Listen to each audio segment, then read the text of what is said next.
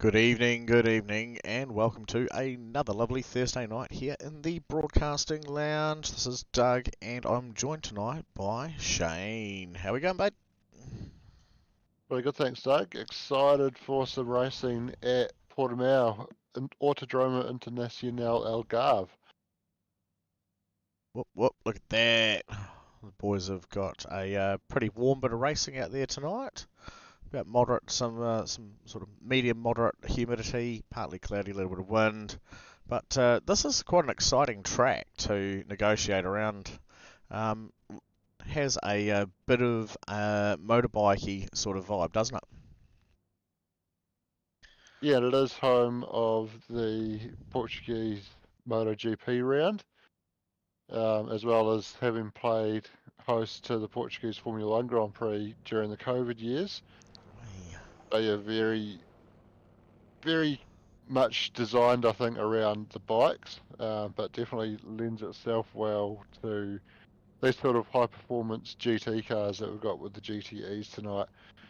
It's a track where I think the BMWs are going to struggle, and the BMWs do look to be down the order tonight, which suggests that that's correct. But based on the fact that we'll notice these BMW GTEs tend to have a habit of spinning out under braking quite a lot, and there's a lot of Yep. corners here where you are having to trail the brake a long way into the corner as it tightens up on the way through. So not ideal for those BMWs that struggle to be able to turn through the braking zone there.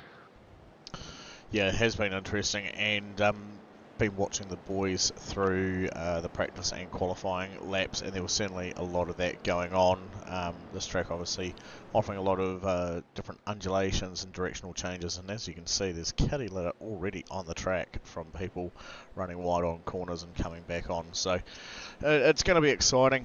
It's going to be pretty full on for the drivers out there making their way through, as they follow the pace car up through what will be just over halfway through the lap there. Now warming up their tyres. We'll see our Porsche safety car in a couple of corners time peeling off, and we'll be underway. Top qualifier and starting from pole position tonight, Billy Rowley over Stefan McCartain, and then we've got Nico Cordia there in third place over Phil Carpenter. Jonathan Turner is in 5th over Aaron Goodrick in 6th. Blake Greenhall in 7th with Matthew Gerard in 8th. Thomas McCall in 9th over Dan Turner in 10th. Lots of familiar names sitting up there in the top 10, and we will go and spin up our top 10 finishes at the end of this first heat race as we lead into our main feature race. Exciting times ahead.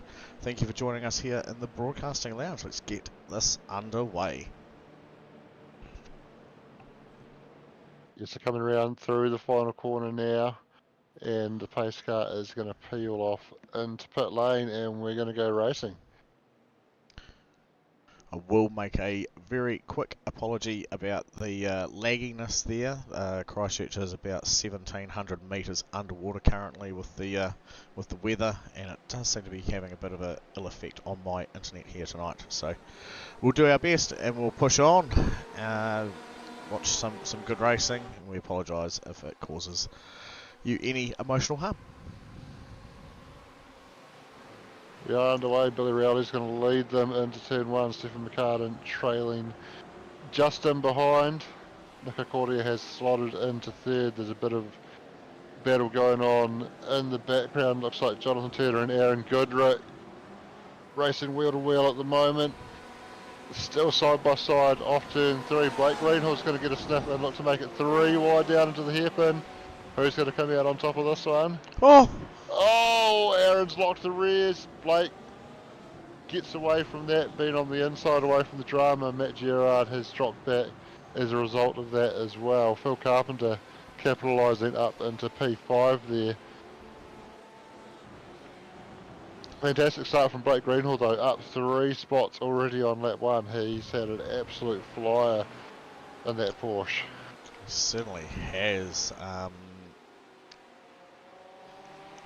No change there at the front, nice close at battles. We just saw Phil Carpenter running a little bit wide there into that previous corner, but we see Now Aaron Goodrick Oh, and Jonathan Turner more making 3 some. wide. Yep, and those Corvettes seem to be struggling a bit with trying to find the balance. Both Matt Gerard and Aaron Goodrick there running a pair of them, and just don't seem to be overall happy with how they're moving under cold tyres.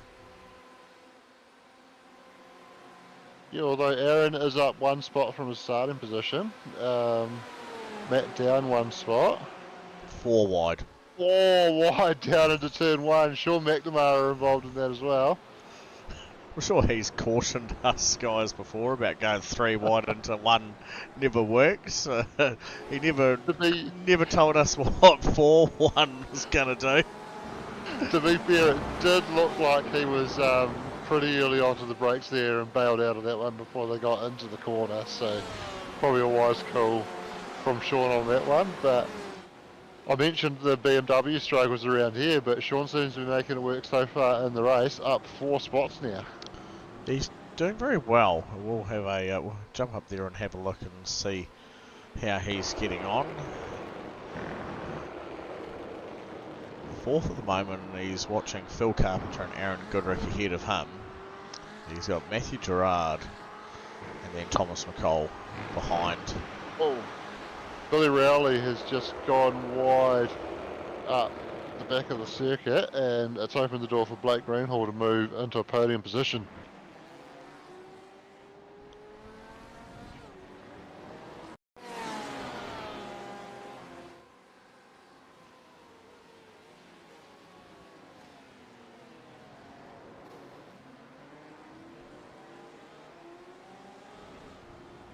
So there's actually a wee bit of tippity tap nudge nudge there, like Billy might have got a wee bit loose and then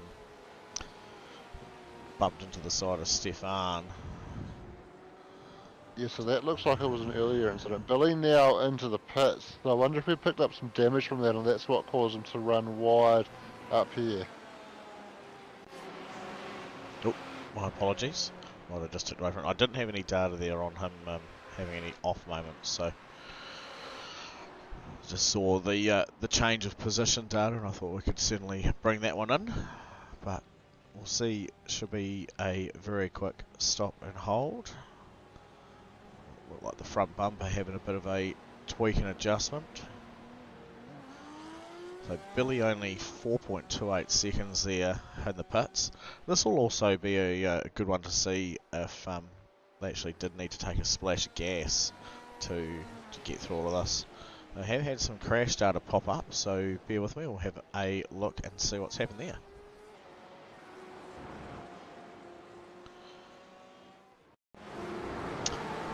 Incident here with Wayne Hartnell and possibly Right-Off Jenkins.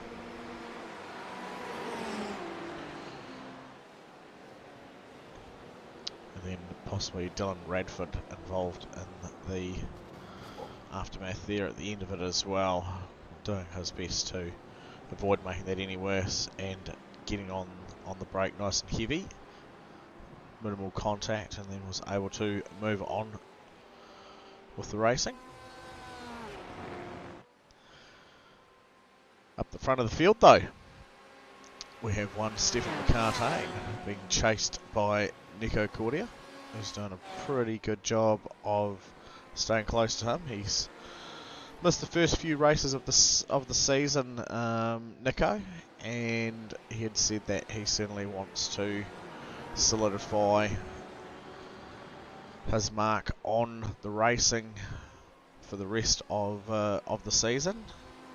And he's clearly been working very hard on himself and getting on top of that car balance. He's done a superb job so far of sticking within the half-second gap of Stefan. Yeah, and on this lap, he's actually set the fastest first sector of anybody in this race. So he's got a lot of pace out there.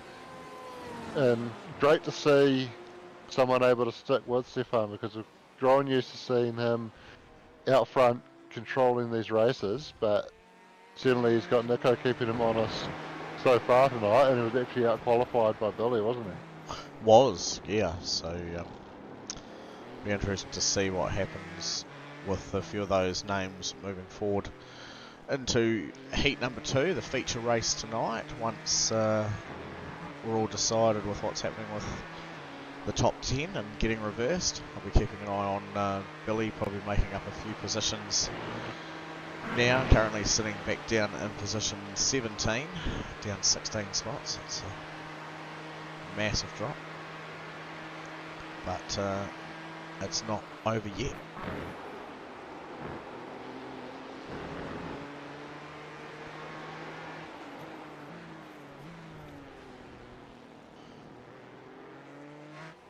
Very cool certainly looking. Nico's certainly looking strong under brakes in that Porsche relative to the 4GT. For Stefan there, he's closing up a lot in the braking zones. Bit of contact between teammates there with Dan Turner locking up. Yeah, saw him closing in very closely there. Still some nice good hard battles taking place out there, and this one here between Leith Swinney and Jonathan Turner. Leith there running around in the Ferrari. Seems to be able to keep that beast under control. Leith up 4 spots into position 8 so far.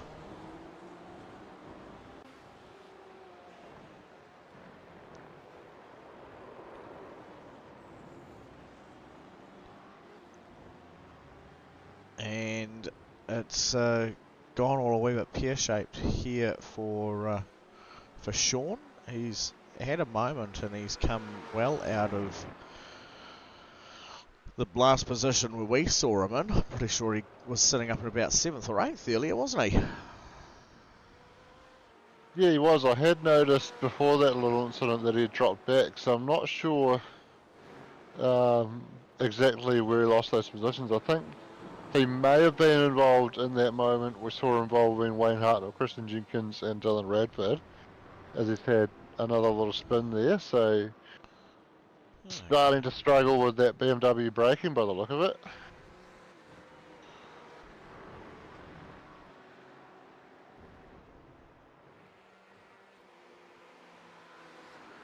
Have a wee bit of a look back here and see what we can see here from...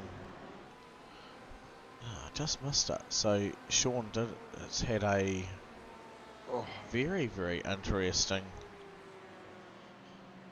moment with his car. So let's try about here.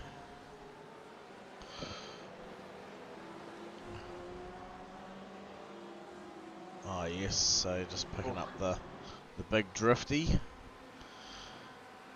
and then it's just while it still had some unsatisfactory bits of grass stuck to its nice warm tyres, it's gone to put the power down and lost it once again. Hard luck there, Sean. Hopefully he's able to recover. Maybe not. That's not the live scene transition I was expecting to just come across to. Oh, he's really struggling, isn't he? That car is not happy at all. Has he got some... I think he's just come out of the pits as well. No, haven't got data on that one, but that is really unstable.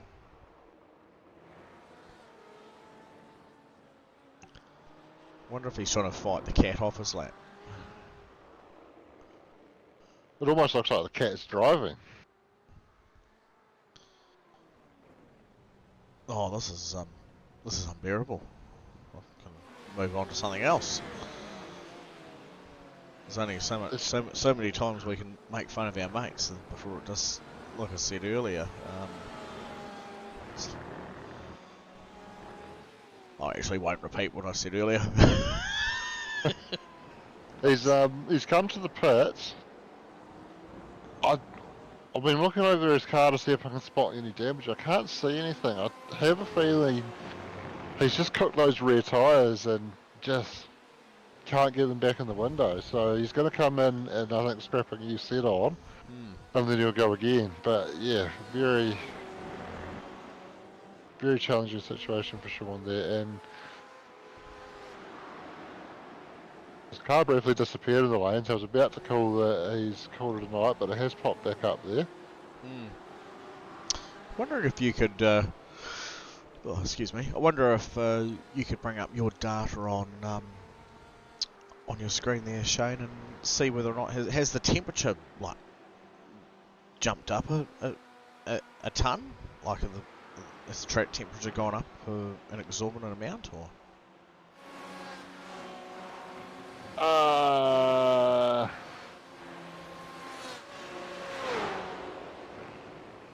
Looking for it.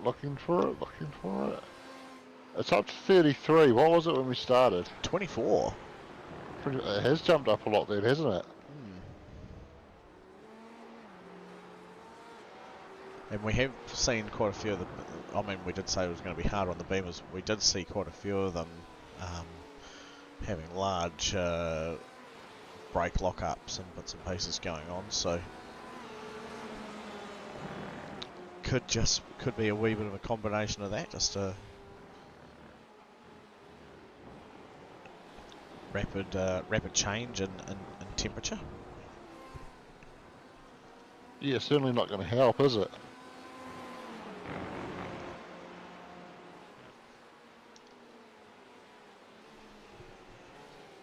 I do recall last week at Road Atlanta that Brett O'Keefe was commenting on his rear tyres going off partway through that first race, which caught me by surprise.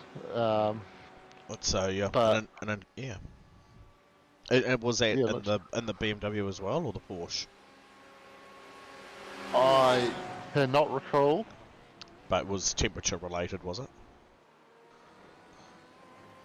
Well, not sure whether it was temperature related or general wear, but typically these GT tyres can last at least a full 1 hour stint without having to change. So potentially was temperature related. Certainly we saw Sean have a couple of moments a little bit before it started to all go pear-shaped for him. So I do wonder if those couple of little slides that he had just put a little bit too much temperature into the tyres, and then he just wasn't able to get them back in the window, probably due to that high track temp.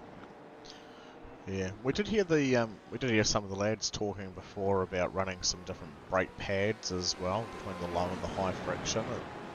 That I suppose you could say the way that you balance that those pads and how it affects the car could just add a bit of extra tyre, bit of heat into the tyres as well, and just create a little bit of general instability depending on where the brake position is. Yeah, absolutely. And if you're running a higher friction brake pad, as was being talked about, it's going to generate more heat, isn't it? And that heat's got to go somewhere, generally right into the tyres. Yes, a warm metal thing make other metal thing around it warm in junction, fill the air and make air toasty, make tyre expanded. Tyre doesn't like to do skids so much. Or maybe likes to do skids a little too much. That's right, and Doug likes to talk a little too much over the checkered flag. Yeah, so well done there to Stephen McCartane and Nico Cordia, first and second spot. Blake doing Blake things at the end of the race has been driven through by Aaron Goodrick. So Blake finishing third, Aaron in fourth, Matthew Gerard in fifth, Phil Carpenter sixth, Tommy McCall in seventh over Leaf Swinney finishing eighth, Jonathan Turner finished in ninth spot, and Steve Darren finishing in 10th will be our pole sitter for the second race. That'll be a good one to see. Just about to head into a short wee 5-minute warm-up for the boys. We'll go out there and see what they can do with their cars during that point. as we're seeing the temperature rise. They're going to go out and maybe make some quick adjustments to their setups to try and re-stabilise those cars. Yeah, that's it. With the very rapid rise in temperature, they'll be looking to get a bit more stability in the cars. Try and maybe not work the tyres quite as hard. Maybe get a little bit more aero grip going on. Of course, a track like this where you have got some tight corners followed by some long straights, you want to try and keep the car as slippery as you can to get that peak speed down the long straights. But Yep. there's also some corners where you could use the downforce, so it's the balance of that and the balance of aero grip versus mechanical grip. And if you're relying too much on mechanical grip, then that's when you are going to start cooking the tyres.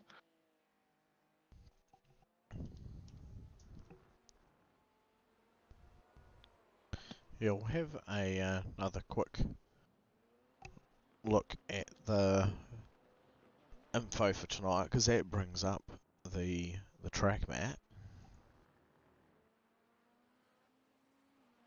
You can see there are those sections of straight where having that slippy car would be nice, but then you have a count up. There's quite a few tight corners in there, and you certainly don't want. And that's where we've been seeing a lot of the cars as they've been trying to negotiate round through there. They have been breaking loose on the tyres, and some of them even getting almost turned halfway round. Or in the case of Sean, about 10 times around. Yeah, or just exploring every other part of the track where they could lay some concrete, but they've decided not to.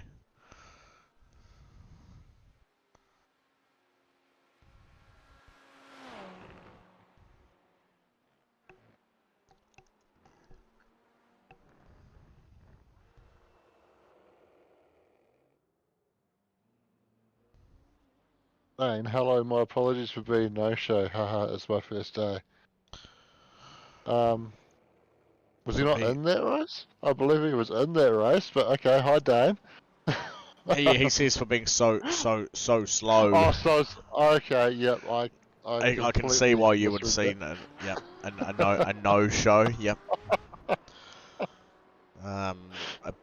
Don't be too hard on my mate there, Shane, folks. He is reading a smaller version of the stream and the data that I have up on my screen. It's shrunk down by about 3/4, so I don't think he needs to run off to the AA to get his eyes tested just yet.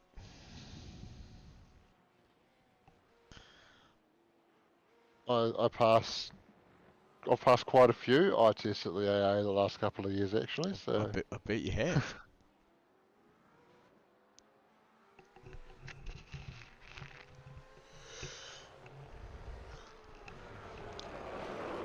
And then Dane's added another comment. Ouch, haha, we are teammates, Shano, haha. we are. That's right. I mean, it would be it'd be a bit unfair to say that sometimes trying to decrypt Dane's text messages often, it, requires you to have a cryptic key or a some type of university level brain to do so.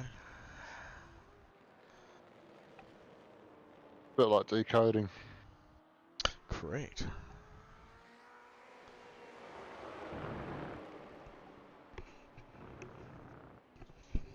Rightio. A couple more minutes. Actually, less than 1 minute to go before we're back out there. A good time to take a quick mention of this week's race sponsor, Devil's Cup Barbecue, Shane. Yeah, Corey had all the information about them on Tuesday. I'm not so organised, but I can tell you, bloody good food is what they make. Here we go. It's almost as if Corey knew that we would struggle with this kind of thing. So he's actually given us a little sponsor blurb for us. And it reads, Devil's Cup Barbecue. Started as 4 like-minded American barbecue enthusiasts in 2022 who decided to give the world of American competition barbecuing a crack. Currently they compete 5 times a year around New Zealand from their base in Lower Hutt, towing a tandem axle trailer covered trailer behind a Dodge Ram. Last year the team decided to enter the catering side of things to ensure the team was completely self-funding while sponsors came on board. Catering services are provided to clients mainly in the corporate world, but have included birthdays as well as Christmas get-togethers. The team has also done pop-ups where you can pre-order and collect a box of different goodies. The team have another pop-up ready to go soon, so if you're in the Wellington area and keen to grab a feed, keep an eye out on the Facebook page, Devil's Cut Barbecue. We can also be contacted at devilscutbarbecuenz@gmail.com. And I can tell you what, folks, there is a mighty fine looking picture of some really delicious looking food. It even includes what would appear to be a nice sweet butter bun and a little butter parcel. Yeah, and I can tell you from experience that that food tastes as good as it looks. You're not talking about that barbecuing incident that happened last year where the fire brigade came out, are you? Well, yes. The food still tasted good though. We won't do that. That one's a bit cheeky. But I know you have been able to satisfy your taste buds on some good Devil's Cut barbecue food, and you certainly made me jealous of being a South Islander at that point. Absolutely. I've also, before that probably a couple of years before that Bathurst weekend, or at least a year anyway, happened to meet up with some of the boys at a barbecue comp in New Plymouth that Devil's Cut were competing in, and managed to score some free samples there, which is pretty cool and very beautiful on that occasion as well. Yeah. No, like I said, the picture of the food that I'm looking at, it certainly does not look like something that Uncle Fred's gone and thrown together. It's a nice, clean-looking food, and the barbecued meat looks to die for.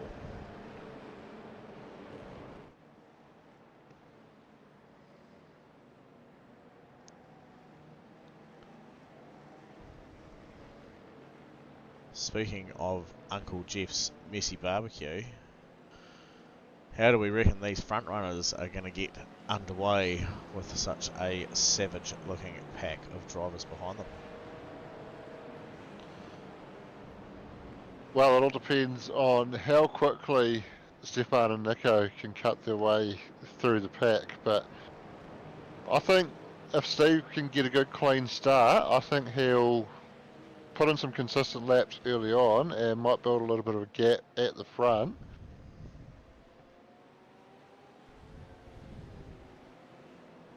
He's certainly pretty good at being able to put in consistent clean laps, although he is in that BMW, so hopefully he can manage to deal with the BMW and its rear locking issues around this circuit that isn't particularly well suited to that trait of the Beamer.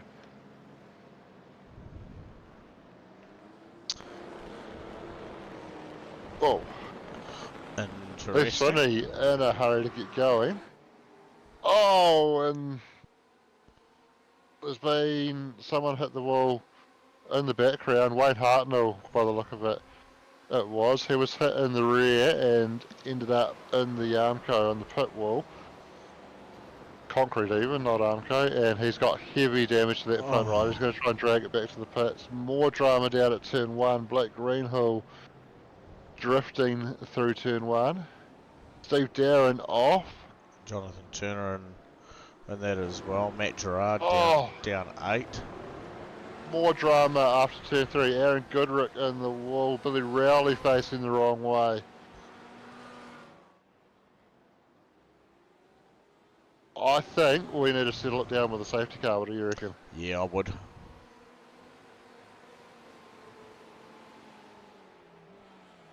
As soon as I can find the right option, there it is.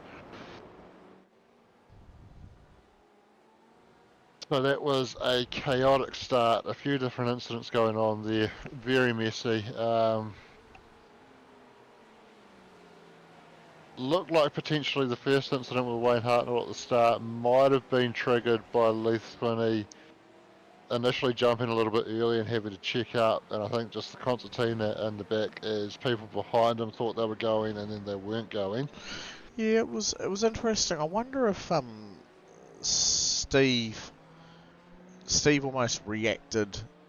It's hard to say. It looked like Steve was going to go just as the pace car was about to turn in, and then maybe wondered, because it hadn't exactly gone or left the track, that he needed to wait, and sort of checked himself up. It was just quite an interesting move from Leith. I don't think he would have gone and done that unless he was reacting to something himself.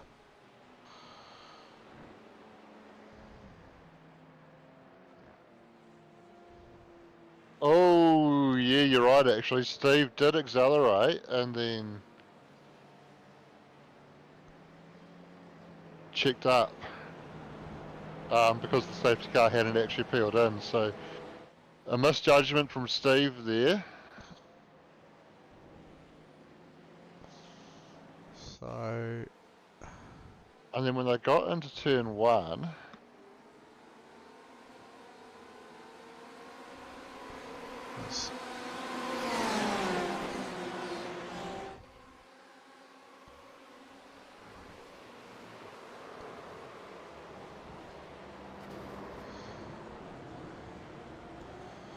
There's a bit happening there, wasn't there? Yeah, so JT got into the back of Steve when they got into turn one. Aaron tried to go around the outside of it all to get out of the way, and unfortunately JT spun into him.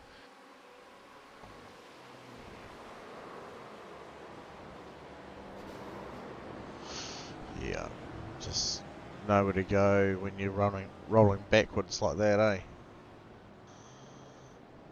No, absolutely not.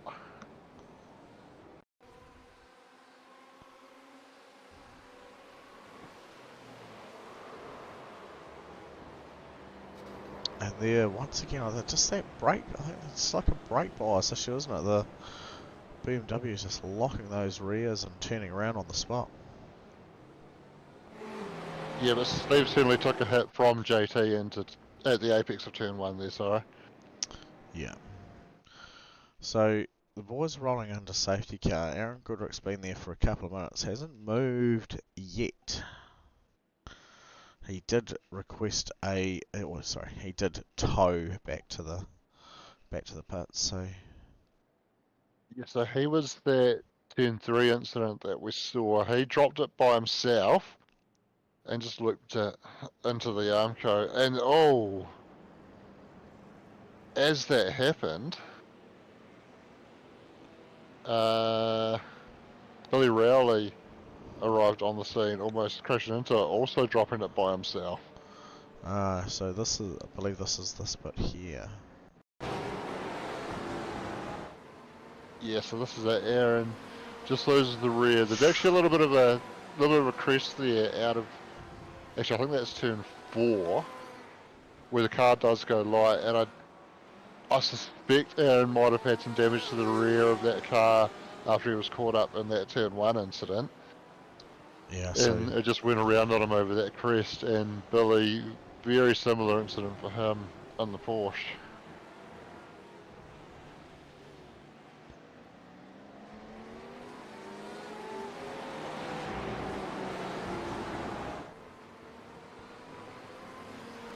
Yeah, it's such a bugger of a thing.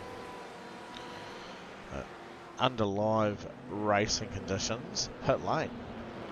Yep, pit lane is open, and the bulk of the field coming into the pits looks like Leith Swinney, Sean McNamara, Dane Notiff, and Wayne Hartnell, the only guys staying out. They're going to jump to the front of the queue. Wayne Hartnell, having had a pit stop already, but potentially Shiner's putting on lap 1, so unless did he tow? Which one was that one, sorry? No, Aaron towed, didn't he? Wayne Aaron. Hartnell. No, no data on Wayne there.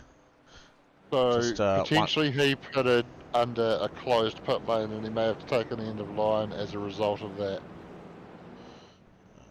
We got for Wayne entered pit lane on the opening lap. I think he's probably, yeah, he's got a very damaged car there, so that's why he's pitted. The iRacing will automatically apply that end of line penalty, and well, actually, Steve Darren's cleared his flags, so I think he's going to be okay. Cool. Then again, the end of line penalty often, even once you clear it, still gets applied, so we'll have to wait and see.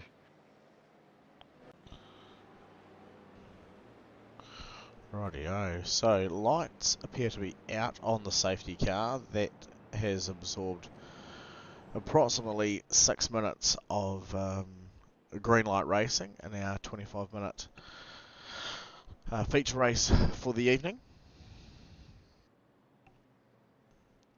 But Leith Swinney not pitting, Shaw McNamara not pitting, Dane Nordirth not pitting, and Wayne Hartnell, first car on the back of that group that had pitted, and was just a very quick stop for repairs by the look of it. Just a 4-second stop, maybe the tiniest splash of gas. Quickest stopper out there was Stephen McCartan, 3.9 second stop. Stefan already moving up from 10th spot into position 6. Yes, it'll be interesting to see how the strategy plays out now for those cars that have pitted. I think the range on the fuel is somewhere around that 20-minute mark, so we're inside 20 minutes to go. I think they probably pitted before they got down to that time, but obviously they've been driving around slowly under the safety car, saving quite a bit of fuel.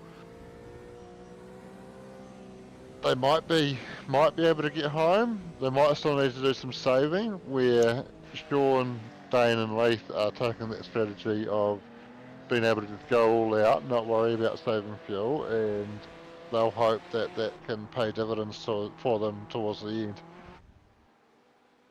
Leith leaving it late to nail that throttle, almost waiting until the green flag, and leads them away now down towards turn 1. They all go single file on the restart. We do have a couple of moves being made further back in the pack though. Matthew Gerard dropping back, so... Yeah. Interesting one, like he was going up a few then down a few. Yeah, not sure what's happened on that one.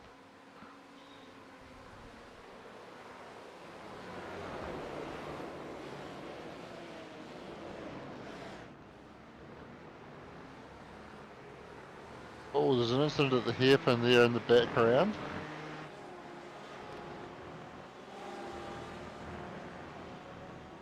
Oh.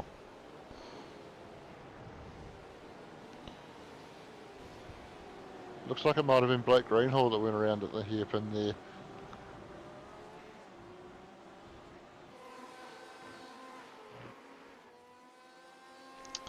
Yeah, interesting. What have I got there? Let's have a look and see if that was...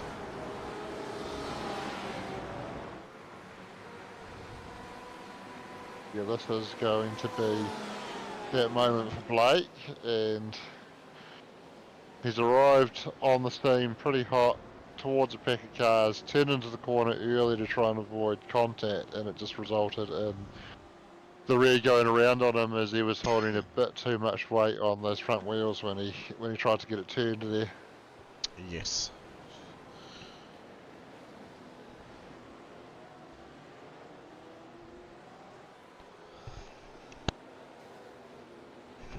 Oh, okay. Dylan Redfern just having a slight touch there from one of the Team West Porsches. I didn't catch who that was. Maybe Phil Carpenter?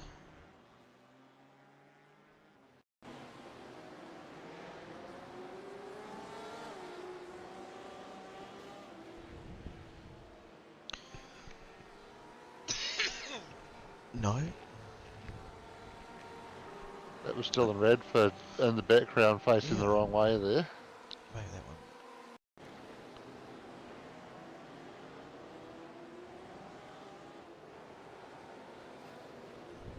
Oh. Kristen Jenkins, was it? Yes. Right on. Just a slight touch.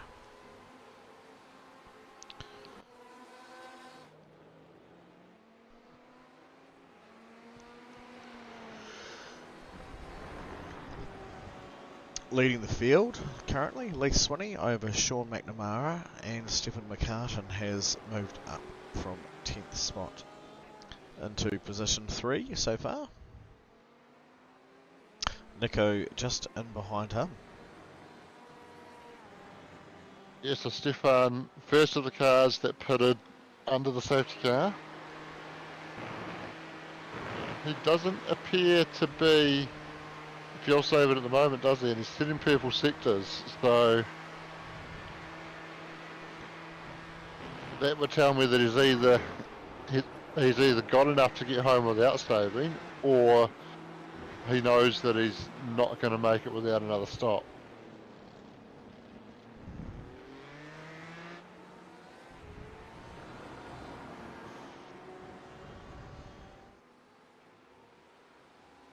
Going side by side with Sean McNamara through turn 4, down the back straight into the hairpin, and he's able to sweep across onto the apex of the hairpin and secure P2, 1.7 seconds to Leith Swinney, our current race leader. Yes, indeed. There was a bit of tidy racing from Stephen McCartan, making his way past Sean there. Nico's having a few looks as well.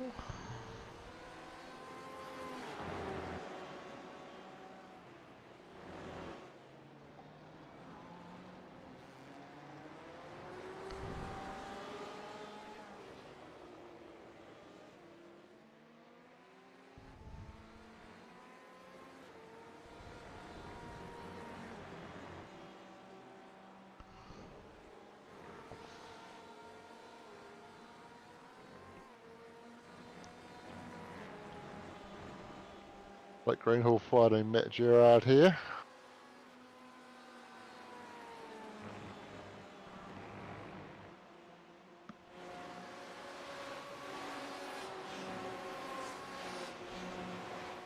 Looking to tuck in the draft down the back straight, but it looks like Matty got a good exit onto the straight. Yeah.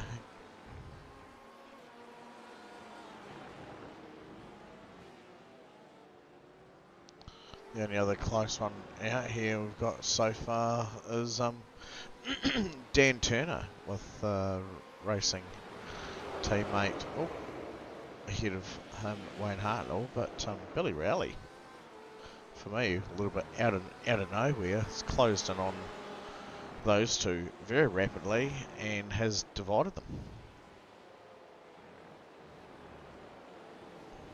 Yeah, sorry, I was just reading up on some information on track limits, so I didn't hear any of what you just said.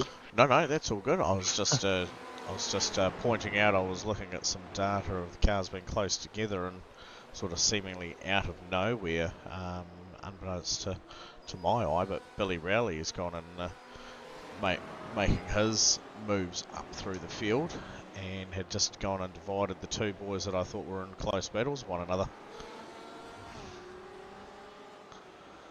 Yeah, well, he's doing a great job considering he was starting down the order after that incident in lap 1. I think he managed to pick up race 1. Sorry, I think he managed to pick off a couple of positions towards the end of that one, but certainly didn't get into the top 10 to take advantage of the reverse grid. So he still had a lot of work to do in this one, and he's doing a good job of it so far. Superb. Nico finally being able to find a way to slink his car underneath Leith Swinney's and made a nice clean pass, moves himself into second spot. Wonder if he's got enough to be able to challenge Stefan before the end of race and take away his second pole finish for the night.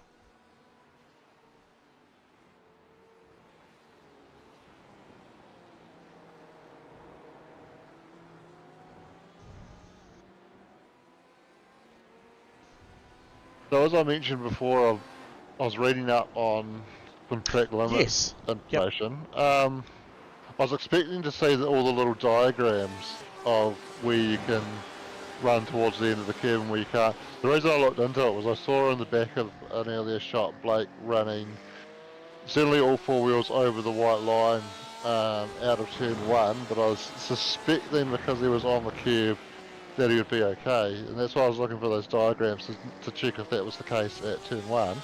But all those diagrams are gone. It looks like they've attempted to simplify it, but they're talking about the green painted asphalt, and if all four wheels are on there. But I can't really make sense of if it's saying, because the basic rule is if more than half the car is over the white line, you're off the track. Yes, and yes. then the exception is if all four wheels are on the painted green asphalt, then you're off the track. Yes. But I can't work out whether that's where there's green asphalt, you're allowed to go over the line as long as you don't get all four wheels on the green asphalt, or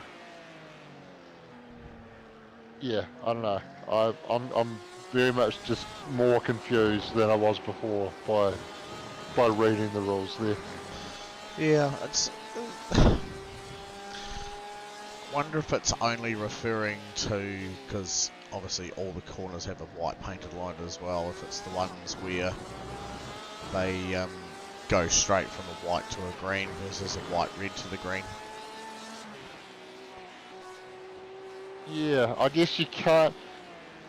There's nowhere where you can have all four wheels on the green asphalt without also having more than half the car over the white line. So I think it must mean that where there's green asphalt, you can go all the way until there, basically. You can put two wheels on the green asphalt, but if you put all four on the green asphalt, then you're going to be off track. So where there is that green asphalt, you can run all the way to the edge of the red. As long as you keep two wheels on that red, you're okay. If you go four wheels onto the green, then you're going to be off track. As the see from the front view there of Ride-Off's car, as it went past a nice big bright yellow corner. What does that mean, Shane?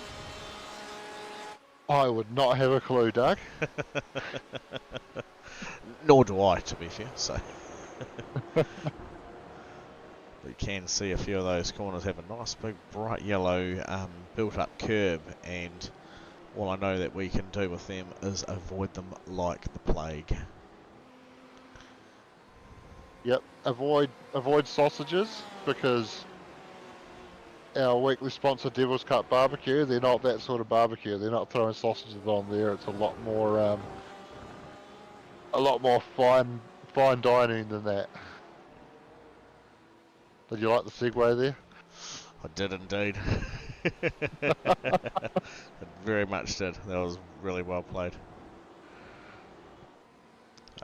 Just a little under 5 minutes of racing to go, and I was just watching Billy Rowley here for a brief minute, doing a mighty fine job of making his way up through the grid order and slowly making gains on Leith Swinney, who sits third spot at this time.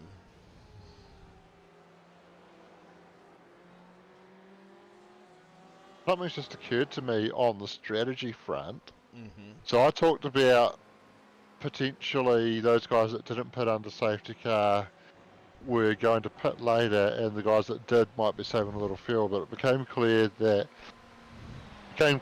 very early on that Stefan and Nico were not saving any fuel. Mm-hmm. I'm wondering if Sean and Leith might be in fuel saving mode themselves and trying to go the distance, because they're within 4 minutes of getting there. Are they thinking that those Yeah. safety car laps gave them the opportunity to get to the end without stopping? And it was probably a gamble worth taking for them because Sean, he's up 12 spots into P5, so he started in P17. Leith is currently running where he started in third, but he had dropped down the order after being involved in the lap 1 mess. It's a gamble that was worth taking to get back some track position, and I think the way it's looking, at worst, it's probably going to put them back where they were. At best, it might result in maybe a podium finish for Leith if he can hold off Billy, and a strong top 10 result for Sean.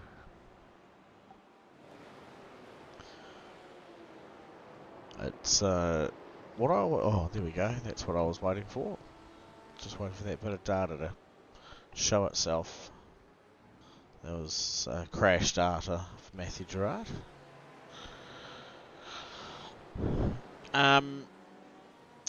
Yes, I was just about to agree. That's what I do like about the heat racing format, especially the ones where the timing and the fuel can make some interesting combos of people thinking, how can I get to the end of this race the best way possible for me?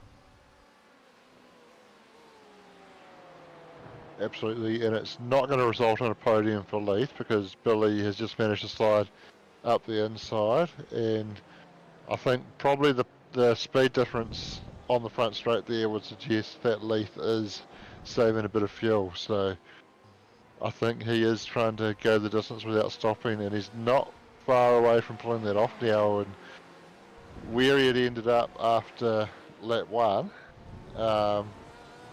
it's certainly an improvement on that to finish P4, and if Shaw can hold on to P5, then that's a big improvement from where he started. He's up 12 spots, and our biggest gainer to be there. Mind you, Billy up 11 spots.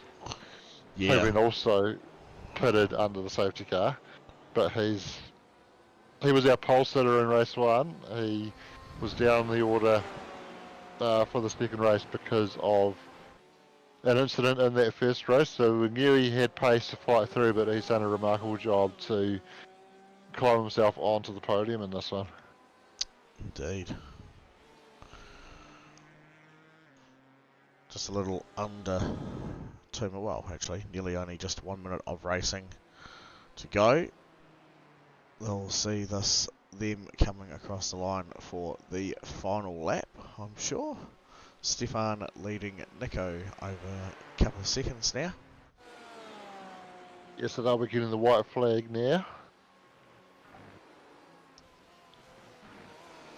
Oh, Sean's had a moment by the look, or Leith's come to the pits. Sean's crashed. Sean, I think, might have been on his way to the pits. This will determine what was happening here. Oh, yes, he was trying to get to pit lane and he had a car inside him. So I think the race going a lap longer than they were maybe anticipating, and they were both just one lap short on being able to make it, unfortunately, having to come to the pits, and then Sean tangling with another car there. I think it was a Team West car, wasn't it? Yes, it was. Potentially Dan Turner, by the look of it. He's the highest running of those currently.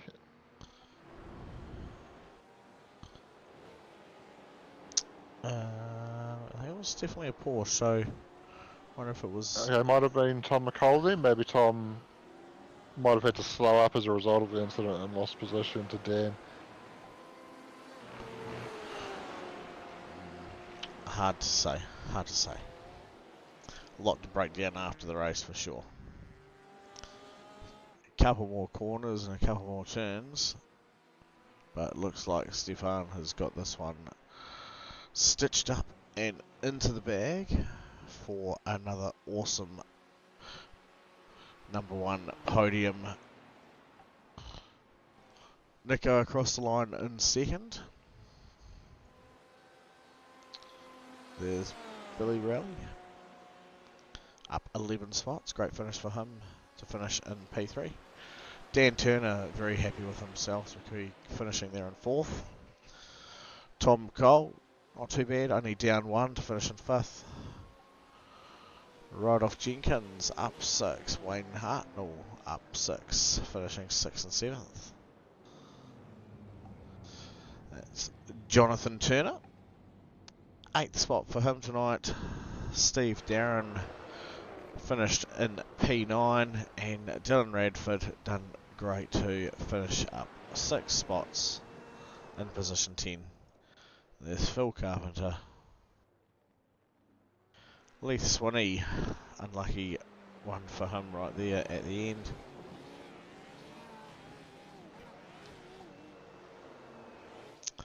Sean finishing there in spot 13.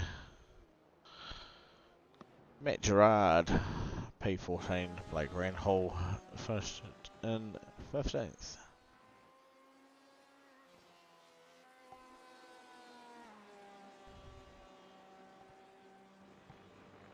Very good. That's been a quite an interesting night of racing. It'll be interesting to see how that shakes up the old points gaps there, eh, Shano? Yeah, well, it was certainly very entertaining. The safety car start introducing some different strategies there. Stephen McCartan taking a couple of wins, so that's going to enable him to build on his margin at the top there. There we go. So we've got our 2nd and 3rd place getters in the waiting room. We'll have a quick yarn to them. We'll take Nico first. Come in, Nico. Wipe your shoes there at the door, my friend, and you can put your helmet down on the table. Helmets off, gloves off, shoes are out. There we go. We'll hand you your hand you your little bottle of Shamba Papain. Oh, yeah, here we go, boys. P2 both races. Oh, far out. What a excellent race here. Awesome. It is a track that I do like, but certainly one that I've never really been able to get my head around. I like the layout, I like the flow, but for me, I'm certainly not one of the fast ones. But I can see that you've stuck to your truths of what you shared with us a few weeks ago when you came back on the scene after missing the first few races. You've been working hard on yourself, been working hard on those car setups, and it has paid dividends there tonight, finishing 2nd in Heat 1 and then being able to make your way back up to finish in 2nd spot there again for the 2nd race. You must be feeling quite happy with oneself. Oh yeah, no, look, definitely. I'm super stoked, and I mean, Stefan, the legend that he is so quick, and being able to keep up with him in race 2 and matching his lap times by a 10th was perfect. I really enjoy this track. Obviously Porsche man myself, so I love the Porsche, and like I told the boys in the chat, is this was actually my first ever endurance race was at Algarve. Back on good old Project Car 2 days. Yeah. And we actually did a area versus area kind of race in the league that I was in, and we had live driver swaps because there was no driver swaps on Project Cars. So no, that's right. And my first ever endurance race at Algarve, so I know the track very well. Sure. And just kept getting faster and faster tonight. Did about, I think it was 75 laps on Saturday and about 60 on Sunday for practice. And then there's nothing quite compared to just doing 8 laps behind Stefan and learning how to go just that little bit quicker. Oh, definitely. No, it was a great battle with Stefan. It was, it honestly was, it was an honest, good, hard battle, and bit of fun. Would have been a 3-way battle if it wasn't for good old netcode. Unfortunately, there on lap 1. But yeah, it would have been a great 3-way battle, I think. I was quite off pace in qualifying, but yeah, just in the race, I was. That's normally where my stride is, in the race pace. Could could certainly see that. Yeah. Like I said, obviously you were out there doing those pacing laps and your practice laps under full driving conditions, and yeah, you obviously feel very comfortable with the car. It's great to see. Yeah, felt very comfortable, and I gotta say big thanks to all the Thomas and Jonathan from Team West Racing for the setup. I worked very hard on my setup on the weekend, and it was good, but it wasn't great, and they were very fortunate and happy to share their setup with me, and I gave it a go and cracked a 39. So I was on my second lap with the setup, so I was pretty happy with that. Great stuff, and nice to see the boys in the league still willing to help everyone out, and that no one's got their noses stuck up in the air. But Yeah. round 6, we're halfway in. Halfway in. Halfway in, yeah, halfway done. But it's been a pleasure having you in here. Would you like to give a quick shout out to any of your sponsors? Yeah, just shout out to Gamma Flare and all the sponsors with on board with the team, and a couple of new ones that just came on board. So a little bit more detail on that in the next coming weeks. But yeah, new livery on the car tonight. I don't know if it's popped up on the stream yet, but it's not major changes, but it's a new livery. Couple of changes on the logo and some new sponsors added to the car. But yeah, big shout out to the boys and just all the supporters and the sponsors for Team Gamma Flare. Awesome, appreciate that. Well, we'll chuck you back down with the simple folk down there. You can have one last final chat, and we're going to bring Billy Rowley into the broadcasting lounge. So thank you again, Nico. Cheers, boys. And here he is, Billy, KRF. Qualified P1 for the heat race, and then it all went downhill, but have made a awesome recovery there in the feature race tonight. How are we, Billy? Doing not too bad considering, but Yes. yeah, happy with the pole. Yeah, very much so. Great recovery drive there in the second race. Anything you want to bring up around what happened there during the first heat, or shall we just let the viewing of what happened be enough said? It was just netcode. I mean, I blocked up a little bit, went deep, Yep. but Stefan didn't do anything wrong, so all good. No, cool, awesome. Yeah, we saw it just looked a little certainly not untoward, was what we saw. It did look a little sketchy on your part, and looked like there was. Did you pick up some damage during? Like, did it simulate any damage during the netcode? Yeah, steering was completely bent. Like, yeah, people flagging everything. It was done. Right, and that was obviously what you certainly had to you brought that in, because I saw under the fast repair condition it looked like the whole front bumper shifted about a half a metre to the right to realign itself there. So Yeah, hit my left rear. I don't exactly know how that happened, but oh.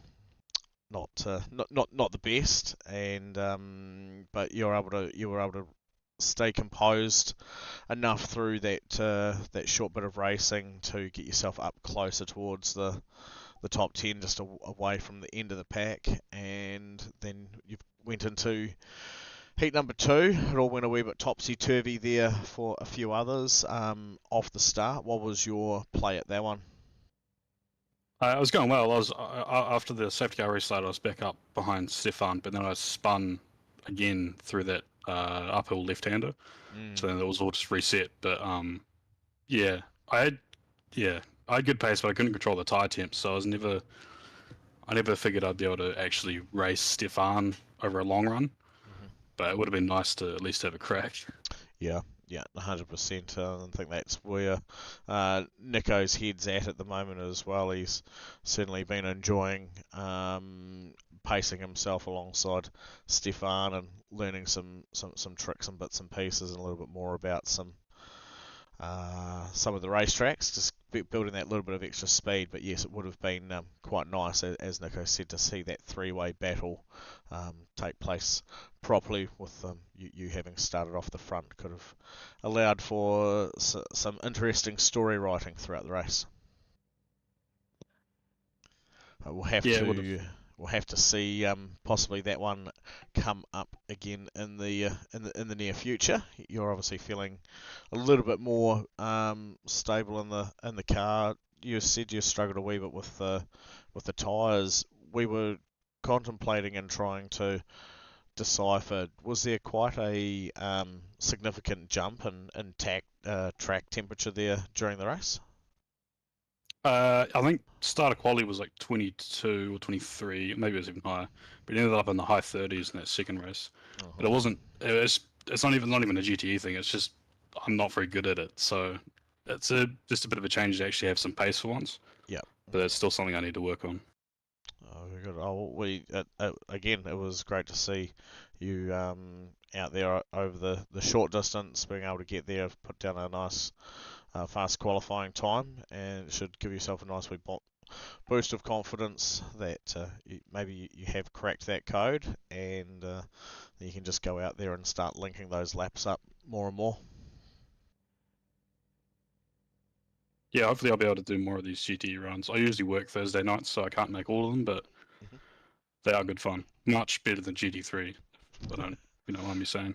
No, and we were happy with the jump from the GT3 to the GTEs. I think a few of the boys have found it quite a nice challenge moving up to something with a bit more power and a bit more aerodynamics. So you can throw them around a little bit more and you play with the throttle a bit more to work on its overall balance. But they are still certainly a bit of a demon at times if you haven't quite got it right. Yeah, that they feel like a much better step towards LMP2 than GT3, especially with the lack of ABS. Yep. Very good. Well, thanks for that one, Billy, and thank you very much for being able to free up your Thursday night and dedicate your time to come and having a home with us and the boys. Certainly look forward to seeing you come along and do a few more when you're as you said, when you're not at work. You want to take a moment to shout out any of your sponsors or friends out there? Shout out to all the KRF boys. They give me some much needed motivation to actually do some practice, so that's probably part of the reason why we're starting to find some pace. Cool. Awesome stuff. Alright, matey, we'll leave that one there. We'll throw you back down with the gentle germs, and you can sign off down there, and we'll wrap up the stream. Here, guys. Cheers, mate. And there we go, Shano. Yeah, all done. Good. Round sucks. Yeah, halfway through the season already. Again, where do they go? It's not going to be long. We're going to be setting up the winter season. I feel like we only just had this conversation last weekend about moving into the autumn series. So it's absolutely mind-boggling. I don't think I've ever felt like these seasons have gone as fast as what they are currently. But it's good to see, and it's good to see we've still got good numbers turning up for the races. The boys still out there enjoying themselves, having the fun. It's fantastic that we have our awesome sponsors in behind us as well, isn't it, Shane?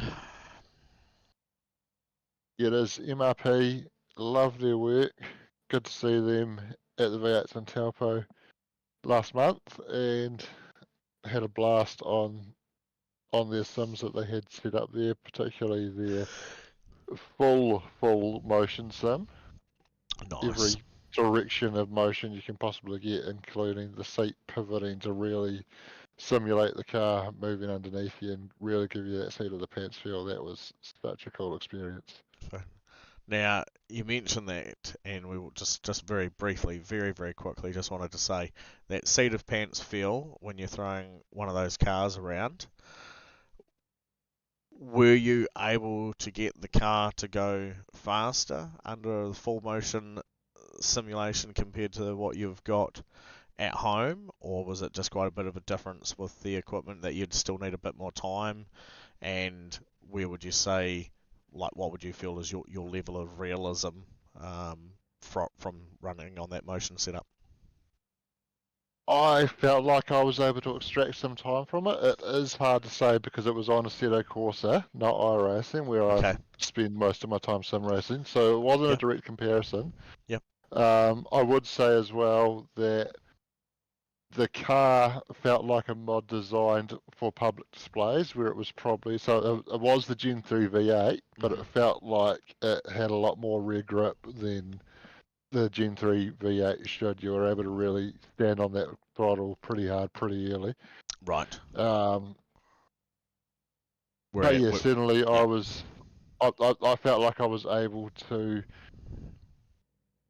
correct the car where I needed to very early, just because I was able to feel it through the seat of the pants before I even felt it sliding through my hands, which, generally in real racing, in a real Yeah. race car, you're correcting it based on what you're feeling through the seat of your pants than you are through the steering wheel. And Awesome. I definitely felt like it made a difference there.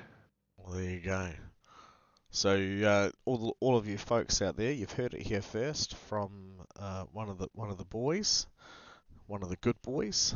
If you're after the top-notch deal on how to get yourself into sim racing at the uppermost level and make yourself go faster, get in touch with Barry from Menon Racing Products and tell him you want one of those. Point to it and just go, give me that.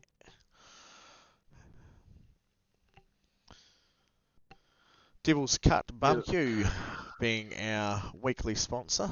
It's great to have Grant back on once again, looking after us. So do the good one. If you're in that Wellington area, look up them on the old Facebooks or flick them an email. I'm sure they'd love to be able to help you out. That was Devil's Cut Barbecue NZ at gmail.com if you're wanting to contact them, or you can look them up on Facebook page. Yeah, yummy food. Got to get amongst it. There we go. I think that will do us grandly. We've got some more racing coming up next week on Tuesday with the Gen 3 V8s. We'll be back on board with that one. It'll be me and probably Corey and maybe a Shano, and then we'll be another week ahead. We will be another Thursday night, probably under the normal banner there with Shane, Corey, and maybe a wee bit of me on the side. So if you aren't sick of us just yet, keep tuning in. And it's Aussie week next week. V8s go to Winton, GTEs go to Bathurst. Oh, okay, now that is a week to get in behind. Fantastic. It'll be good to see the Gen 3s at Winton. It will. It'll even be great to see those fast GTE cars getting stuck in at Bathurst. Yeah, that'll be very cool. I'm excited to see what they can do over the top of the mountain, because that's definitely a part of the track, or a piece of racetrack where the aerodynamics are really going to come into play, and the GTEs do have quite a lot of aerodynamics in play. Lean on it, eh? Get stuck in. Absolutely. Who's got the guts to keep it pinned all the way over the top? Give it a go. Well, thank you, Shano. I think it can be done from memory, but yes. Yeah, I have a sneaky suspicion it can be done as well, but we will have to find that out next week on Thursday. The Menon Racing Product GTEs heading to Bathurst. But I'm going to call it quits for tonight. It's been a pleasure once again. Thank you, Shane, for coming along and commentating alongside me while I said I would cover you tonight on your streaming duties. So I appreciate that. Corey, we hope the bits and pieces down your way gets sorted out soon. Most of the South Island's been hit by a bit of some crummy weather. As I said at the beginning of the stream, not too flash here in Christchurch, but I believe where Corey is and Timaru's also been affected pretty badly by that, and they've got bad internet outages and stuff, hence why he's not been able to make it along. So hope you're doing alright down there, mate. And to all Hopefully of North you, Island was better. yeah, at times. Minimally. I'll give you Had that to one. get that in there. I'll give you that one. To our friends out there in YouTube land and Facebook world and all the other ones that we stream to from time to time, it's been an absolute pleasure having you here. And to the boys on track, thank you for turning up once again. We look forward to doing it all again next week. This is Doug and Shane. We're out.